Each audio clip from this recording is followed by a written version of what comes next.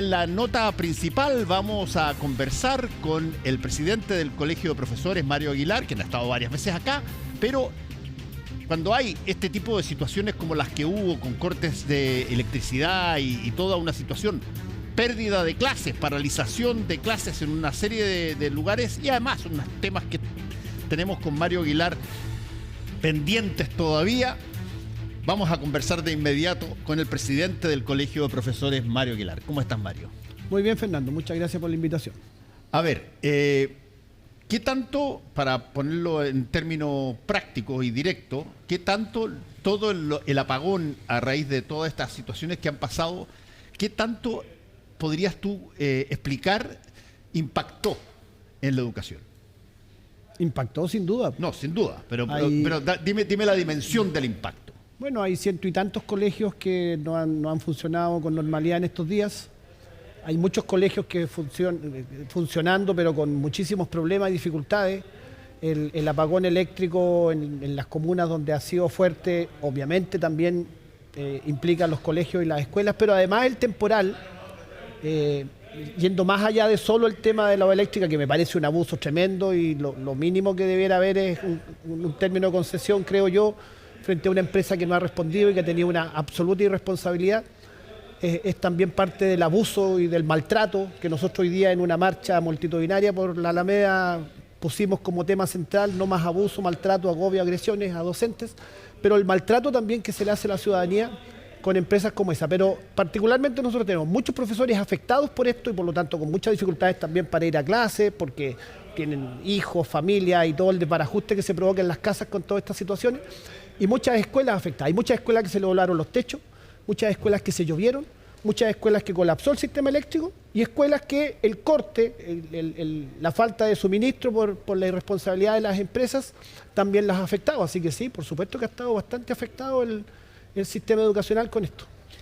Y tú mencionaste lo que habían hecho hoy día una manifestación enorme, muy grande. A ver, cuéntanos un poquitito el objetivo de la manifestación y cuáles son por lo menos lo que pueden considerar hasta ahora, después de ocurrido el evento, cuál es el impacto que aquello causó. Bueno, nosotros hoy día marchamos, convocamos hace un par de semanas esta manifestación, paro de 24 horas, que tuvo una altísima adhesión, incluyendo colegios particulares que muchas veces no se adhieren con tanta fuerza como el sector público, pero esta vez hubo bastantes colegios particulares que adhirieron. Los sindicatos de los colegios de la Sociedad de Instrucción Primaria, por ejemplo, adhirieron y estuvieron hoy día presentes marchando con nosotros. Y esta marcha fue por los 4 conceptos: no más agobio, acoso, maltrato ni agresiones. Hoy día el profesorado y los trabajadores de educación, porque también estuvieron los compañeros de trabajo nuestros, como son los asistentes de la educación, muy fuertes, tenemos muchas situaciones de alto estrés. Bueno, están las agresiones, la violencia, tenemos colegas que se suicidaron, hemos hablado, estuvimos aquí en tu programa hablando de esos terribles y dramáticos casos, pero hay también un exceso de trabajo enorme, hay situaciones pendientes que agobian, hay jefaturas con manejos muy autoritarios, sostenedores, empleadores con manejos autoritarios, con amenazas, todavía con un concepto muy vertical de lo que debe ser la gestión escolar, que va generando una situación de malestar, de serios problemas de salud mental incluso generándose. Está este tema de la violencia que tampoco se enfrenta adecuadamente y nosotros convocamos esta manifestación para visibilizar, para tener la posibilidad de estar conversando contigo, por ejemplo, y poder decir lo que está pasando, y con una triple interpelación. Una interpelación al gobierno y a las autoridades para que el tema de la convivencia escolar se ponga en el centro hoy día de las políticas educativas, porque creemos que este es el problema más grave que hay que atender hoy día, es el tema de la convivencia. El contenido de lo que se enseña. Sí, porque mira, no pueden haber buenos aprendizajes, no puede haber calidad de la educación cuando tú tienes la convivencia absolutamente alterada, cuando tú tienes que los colegios van dejando de ser espacios seguros. Mira lo terrible que es lo que te estoy diciendo. Es muy duro lo que estoy diciendo. Los colegios que ya no son espacios seguros. O sea, puede haber en cualquier momento una pelea, puede salir un cuchillo. Y no estoy hablando solo de colegios donde la situación, digamos, social es más compleja. Estoy hablando de repente de colegios de niveles más medios o incluso altos, donde hay graves problemas de violencia, a veces de convivencia, donde hay profesores con alto estrés, donde hay un alto porcentaje de licencias médicas porque muchos colegas colapsan y no dan más, donde hay una sobrecarga de trabajo administrativo enorme que no permite atender debidamente lo que corresponde. Entonces interpelamos al gobierno, pero también interpelamos al Parlamento, porque entró un proyecto de convivencia que nosotros creemos que es bueno que se apruebe ese proyecto de ley que entró, que lo trabajamos con el Ministerio de Educación, y fíjate que el sector político de la derecha, Chile Vamos y Republicano, votó contra la idea de legislar ese proyecto. Y nosotros nos sorprendió mucho. O sea, ¿Qué plantea el proyecto? Se aprobó, pero muy escasamente en la Cámara de Diputados, pero vemos que el proyecto nos preocupa este rechazo que tuvieron. A ver, cuéntanos un poquitito de ese proyecto. ¿Qué es lo que plantea el proyecto? Ese proyecto incorpora los derechos de los trabajadores también dentro de la Ley General de Educación, que tenía solo los derechos de los estudiantes caracterizados. Incorpora el derecho al trabajo seguro, incorpora el derecho a recibir ayuda y asistencia frente a situaciones de agresiones o violencia, incorpora el derecho a ser asistido jurídicamente en la Ley General de Educación, lo cual es importante porque es la ley matriz. Incorpora además en el caso del estatuto docente una serie de responsabilidades de la jefatura cuando se producen agresiones, cuestiones preventivas. Incorpora la ley Karim dentro del estatuto docente, lo cual nos parece valioso. Digamos, nosotros no suponemos, no creemos, no somos tan ingenuos de creer que porque sale una ley se va a terminar la violencia en la sociedad chilena, que es una sociedad hoy día con altos problemas en términos de agresiones, mala convivencia. Pero sí creemos que son necesarias ciertas herramientas. Y que un sector político vote en contra solo de la idea de legislar, nos parece insólito. Nosotros a lo mejor somos medio ingenuos, pero creíamos que este proyecto iba a tener apoyo transversal. ¿Y hablaron con ellos antes de que se planteara el proyecto nosotros para decirles que venía y explicarles de qué se trataba? Nosotros fuimos a exponer a la Comisión de Educación de la Cámara de Diputados, dijimos las razones por las cuales creíamos que era importante, también algunas cosas que creemos que deben que cambiar y mejorarse, que también por eso estamos interpelando al gobierno.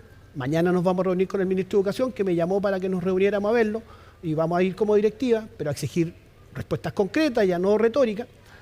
Pero se vota en contra de la idea de legislar y en mi opinión, porque está esta trinchera gobierno-oposición, esto de hacerle gallito a cualquier cosa que el gobierno envíe, está el tema de que hay elecciones este año, pero nosotros decimos, cuando hay colegas que se han suicidado, cuando tú tienes colegas que han tenido politraumatismo en el rostro, 7 operaciones, hoy día me encontré con el colega que ha tenido 7 operaciones hasta ahora, que fue agredido en la comuna de San Ramón, pateado en el suelo por un apoderado y por un estudiante.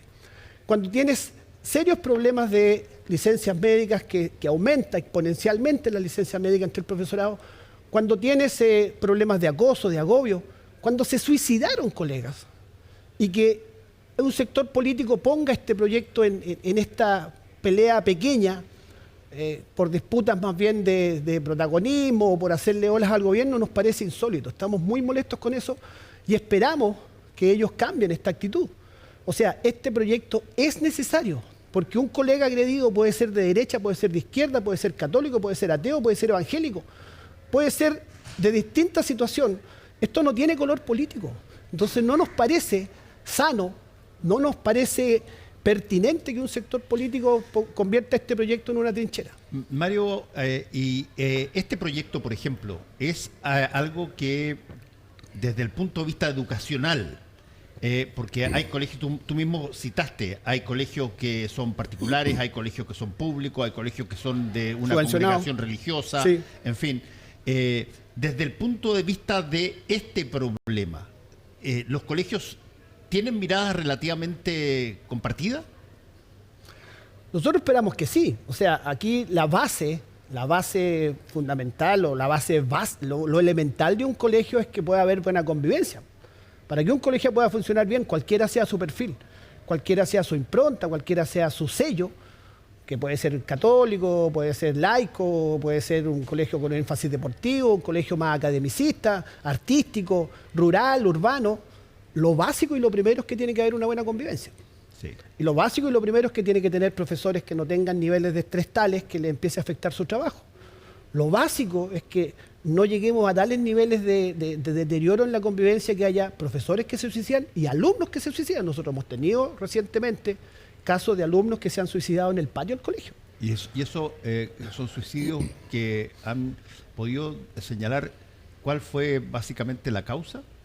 En el caso de nuestros colegas, que es el caso de Antofagasta, la colega Catherine Yoma, y en el caso de un colega de Molina, Albano Muñoz, que hoy día hicimos minutos de silencio por ello, ayer en la Alameda, 30.000 profesores guardamos un respetuoso minuto de silencio por nuestros colegas porque no los olvidamos.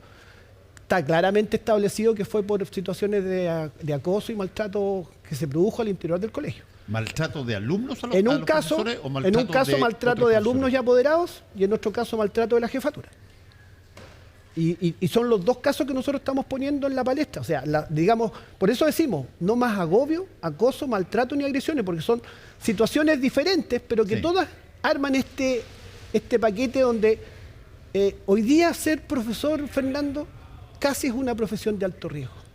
Hemos tenido colegas profesor escolar, dice, está hablando. Claro. Hemos tenido colegas que van a separar una riña y reciben un cuchillazo. Y han sido heridos con arma blanca por separar una riña.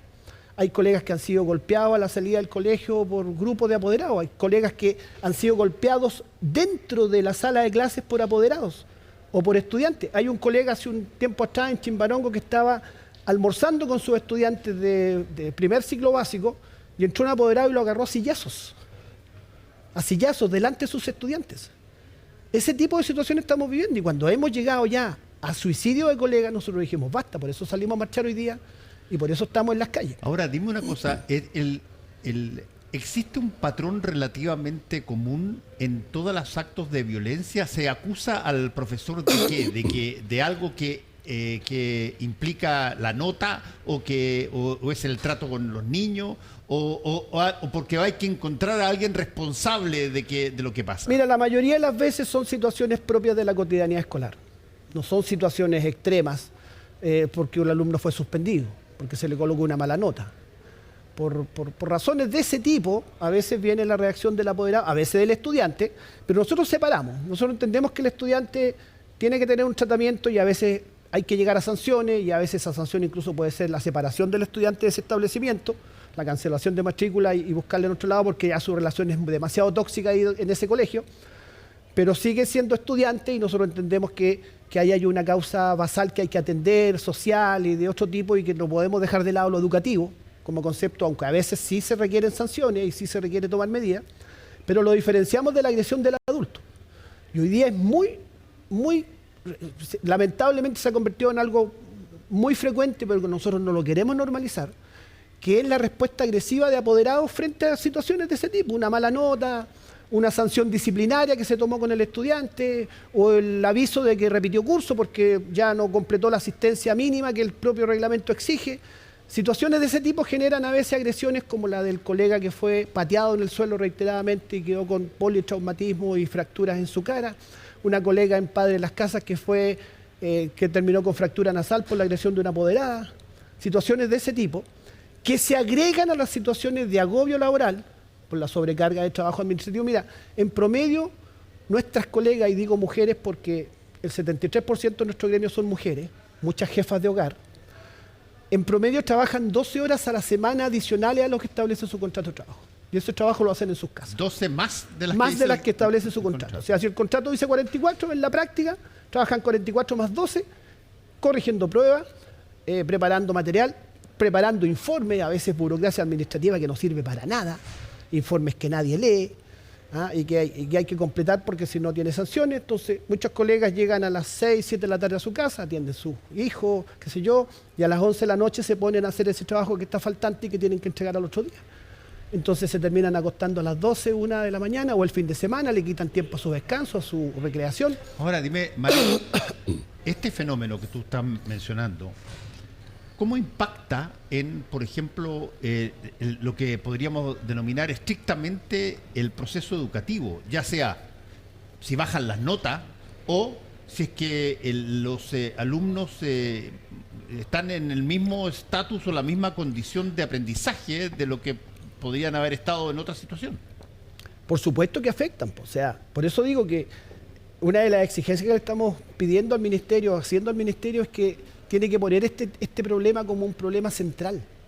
Es mucho más importante mejorar la convivencia escolar y mejorar todas estas cosas que te estoy describiendo y corregirlas que subir 5 puntos en el CIMSE. Y según, cuando salen los resultados del CIMSE, bueno, primera plana del Mercurio, salen los centros de estudio, que se subió 5 puntos, se bajó 5 puntos, y hacen gárgaras, ¿no es cierto?, con un nuevo análisis. Y mientras tanto están pasando este tipo de situaciones que no vas a poder subir 5 puntos en el CIMSE, si es que tuviera alguna importancia, que yo creo que no tiene la importancia que se le da, porque es bien discutible técnicamente, incluso la prueba de medición de calidad de la educación en Chile, muy discutible, que sea una prueba que efectivamente mida debidamente los aprendizajes. Pero incluso, aunque fuera así, no vas a mejorar mientras tengas problemas de este tipo.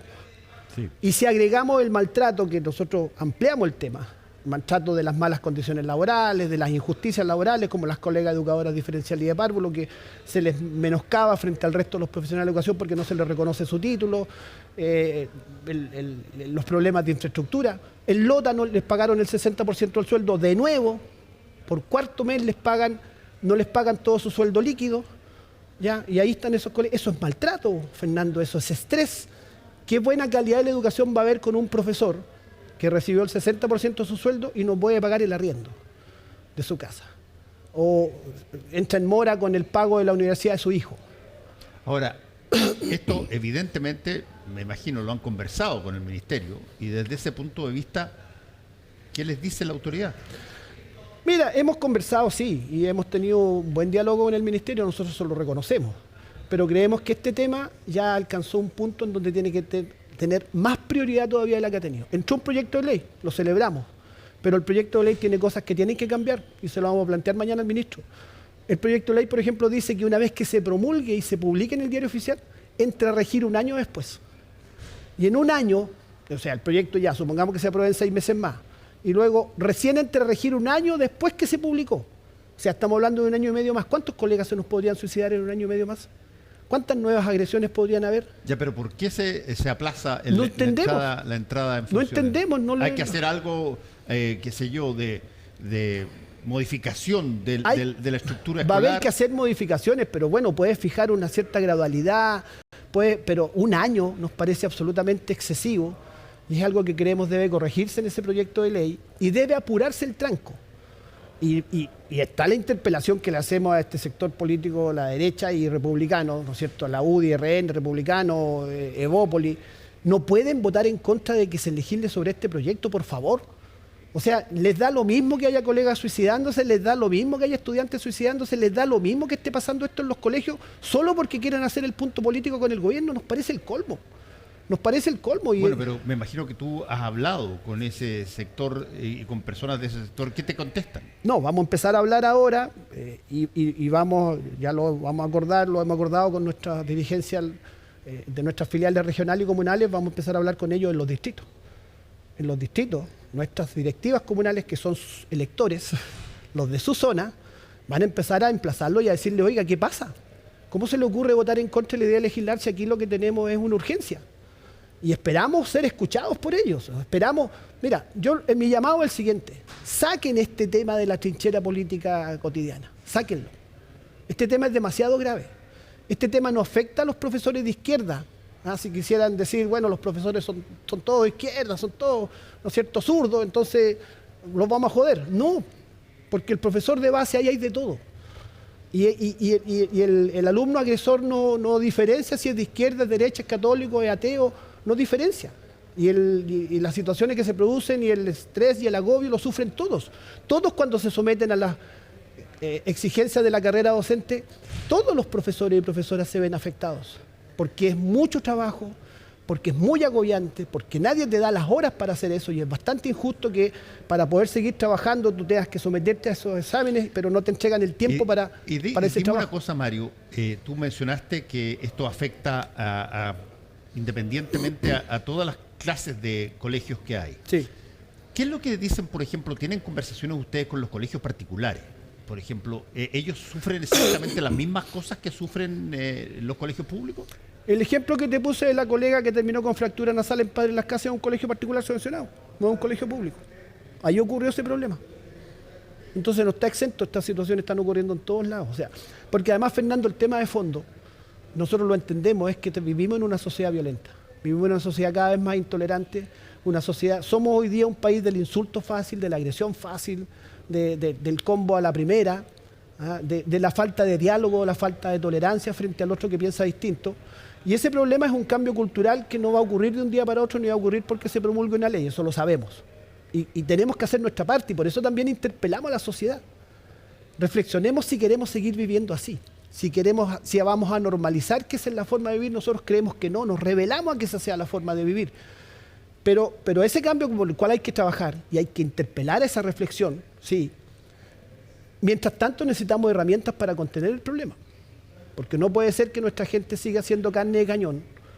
Y las autoridades cuando se produce un suicidio, pucha, lo lamentan y claro, muestran congoja, pero en la práctica no se hace mucho más que esa congoja y nosotros creemos que ahora hay que pasar a medidas concretas. ¿Y qué tanto, Mario Aguilar, este tema es tema en las escuelas de pedagogía de todas las universidades? ¿Qué tanto el profesorado, no sé, acude con abundancia a querer ser profesor?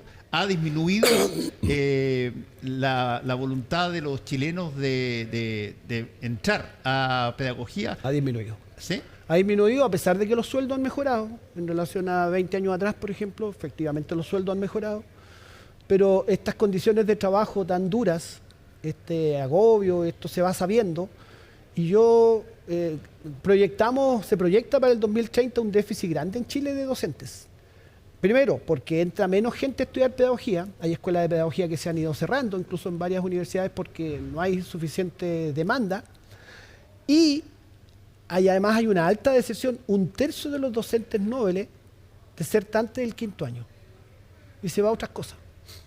Porque es tan duro el trabajo, es tan pesado, que terminan desertando. O sea, a pesar de su vocación, a pesar de que querían ser profesores y contra la opinión de sus papás a veces, ¿no es cierto? Igual se entran a estudiar pedagogía, una vez que están en el sistema, terminan desertando. Y como nuestros colegas tienen en general buena formación en otras áreas, son atraídos. Son atraídos para trabajar en otros campos, en bancos, en el área del retail, en distintos. El profesor tiene una formación que es cotizada. Entonces se van del sistema. Y eso es muy malo para el país. Y ojo, este es un problema mundial. Vengo de la semana pasada, estuve en el Congreso Mundial de Educación en Buenos Aires y se proyecta para el 2030 44 millones de profesores faltantes en el mundo. 44 millones de profesores. Hacen falta. Que van a faltar el 2030. Que están hoy día pero que no van a estar. No, o sea, proyectando la necesidad de escuelas y de la proyección de profesores activos, más los que van a ingresar, van a faltar 44 millones de profesores en el mundo. Entonces, hay un problema que tenemos. Técnicamente, alguien te podría decir, si es que fuéramos muy excesivamente económicos, de que eso debiera ser un estupendo gancho para que la profesión, bueno, pagara mejor.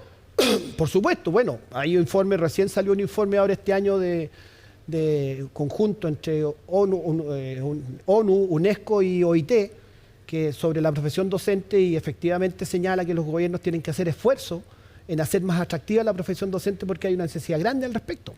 Y mejorar las condiciones de trabajo y atender a la salud mental y atender al bienestar de los profesores y a las condiciones y a la infraestructura. Es un informe bien contundente, te lo puedo mandar, que da la ONU y estos 3 organismos. Y la pregunta es, ¿cuánto va a ser escuchado ese informe?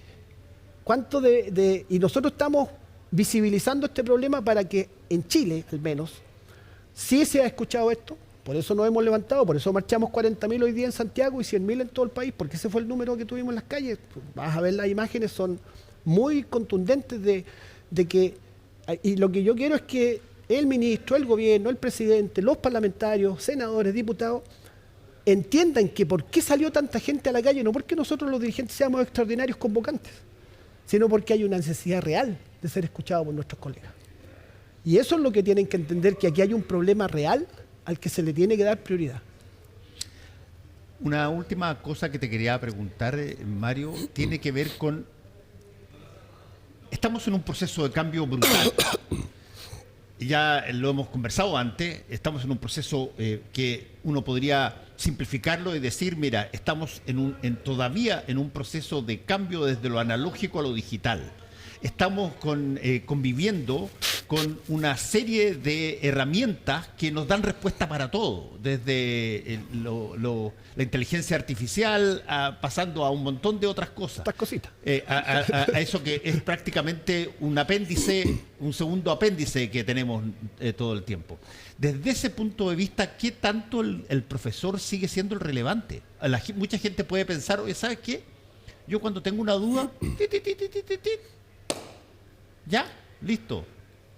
Es muy buena pregunta. Es muy buena pregunta y daría para un programa entero y no tenemos el tiempo. Pero lo que sí te puedo decir es que hay ciertas cosas, y en la pandemia quedó claro aquello, que hay ciertos aspectos de lo que es el proceso pedagógico, enseñanza-aprendizaje en la relación profesor-alumno, en donde el profesor sigue siendo insustituible. Que no basta con la conexión a internet, no basta con que googlees y obtenga la información. Sí, efectivamente la información está ahí al alcance de la mano y tú prácticamente lo que quieras obtener información puedes llegar a ella. Antiguamente tú y yo teníamos que ir a una biblioteca y pedir el libro y buscar, ¿no es cierto? Y hoy día y está. Pero lo que tiene que ver con la formación humana, lo que tiene que ver con enseñar a pensar, lo que tiene que ver con pensamiento crítico, lo que tiene que ver con desarrollo del aspecto emocional, eso se da en una interacción humana. Eso nos da la interacción humano-máquina o humano-tecnología. Y por eso que los profesores seguimos siendo tan importantes y tan necesarios. Y por eso que es grave este déficit de profesores que se proyecta, porque entonces va a estar la tentación de despersonalizar el tema, como van a faltar personas, despersonalicemos, vamos a estos tipos de enseñanza masiva, ¿no es cierto? 1000 personas conectadas por internet recibiendo una enseñanza, pero eso va a ser solo transmisión de conocimiento. Y la interacción humana no va a estar. Y esa interacción humana es clave para vivir en una sociedad futuro que sea integrada, que aprendamos a convivir, que sepamos respetarnos, que aprendamos a valorar la diversidad. Eso se da en la transmisión que hacemos entre personas, no entre máquinas y personas. Mira, te voy a hacer la última pregunta, que es interesante lo que estás planteando, porque míralo tú desde el punto de vista de mi profesión, el periodismo. Mucha gente podría perfectamente decir, oye, perdóname, ¿para qué necesito yo ver que haya periodistas? Que mi hijo vaya a estudiar periodismo. Si es que básicamente hoy día las personas pasa algo, levantan la cuestión, muestran lo que pasó, se acercan al carabinero, el carabinero les contesta, hablan, etcétera, acá, allá. Eso es verdad. Y nos llegan acá montones de situaciones de ese tipo cuando todavía ni siquiera se ha sabido en la sala de prensa que hubo un accidente. Y hay muchas cosas de ese tipo. Entonces dicen, oye, el periodismo básicamente que se quede como una cosa editorial, de saquen columnas nomás. Efectivamente es un riesgo porque vas a competir con las personas que están en los lugares donde pasan cosas, es tremendamente difícil. ¿Ah? Los profesores es otra variable donde eventualmente también puede llegar el bichito intencionado de decir, oye, si ya no se necesita, basta con que los cabros se pongan frente a un televisor y con el ChatGPT estamos listos. Claro, pero yo digo en defensa de tu profesión que esta conversación, que a los que nos estén siguiendo esperemos que en algo le haya servido, no la podría tener yo con una máquina. Una máquina no me podría entrevistar adecuadamente como lo estás haciendo tú, con las variantes, con lo emocional. Como periodista interpretaste un dato y me lo preguntaste de una determinada forma. Eso mismo pasa en una clase. En una clase la máquina no te va a dar la misma respuesta que te puede dar, sobre todo el aspecto emocional, Fernando, que probablemente va a ser lo más importante a futuro en la educación. La parte emocional más que la transmisión de conocimiento. Antiguamente el profesor monopolizaba el conocimiento, por decirlo. Habían pocas personas ilustradas, entre ellos los profesores, y una gran masa no ilustrada. Y los profesores ahí teníamos que ilustrar. Eso ya no está. La masa está, al menos en el conocimiento básico lo tiene ahí a mano. Pero este otro aspecto, todavía las máquinas no nos reemplazan. Y esperemos que no lo hagan nunca. Mario Aguilar, muchas gracias por haber estado una vez más con nosotros. Recordarle al presidente Boris que está pendiente el compromiso de dar una reparación a la deuda histórica. Hoy día se lo recordamos en el acto, pero yo se lo quiero recordar ahora aquí.